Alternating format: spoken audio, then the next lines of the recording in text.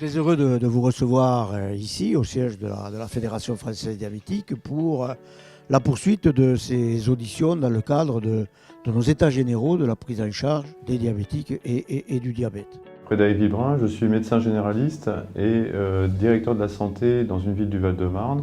J'ai trouvé les échanges à la fois intéressants mais également assez ambitieux en termes de perspective. J'aime pas parler du financement comme ça parce que pour moi le financement ça vient à la fin quand on a vraiment bien établi la place de chacun, etc. Mais enfin à un moment ou à un autre, ce sera un problème de financement et il va falloir entre les différentes enveloppes hospitalières et de la ville faire des arbitrages. On nous met souvent en opposition et en fait le problème c'est qu'il n'y a pas d'opposition. Nous ne voulons pas prendre le travail des infirmières, nous ne voulons pas prendre le travail des médecins, nous voulons juste faire en sorte que le patient soit pris en charge correctement. Le pharmacien dans ce paysage, bien sûr, il est extrêmement participatif puisque les patients chroniques, il les voit régulièrement et les patients diabétiques, je le disais tout à l'heure, fréquentent les pharmacies et s'appuient sur le pharmacien parce que, il est disponible. Est-ce que ça vaut le coup que je dérange le médecin? Est-ce qu'il faut que j'appelle l'hôpital parce que vraiment ça ne va pas du tout? Ce que je vous propose maintenant, c'est de nous dire ce qui, selon vous, est prioritaire dans les leviers à mettre en place.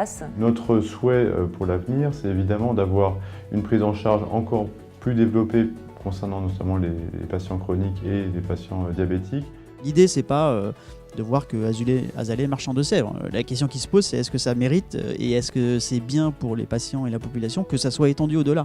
Donc c'est la question de la généralisation qu'il y a derrière. Et c'est normal qu'il y ait des précautions qui soient prises pour s'assurer que la valeur ajoutée est là et que donc c'est légitime de le financer.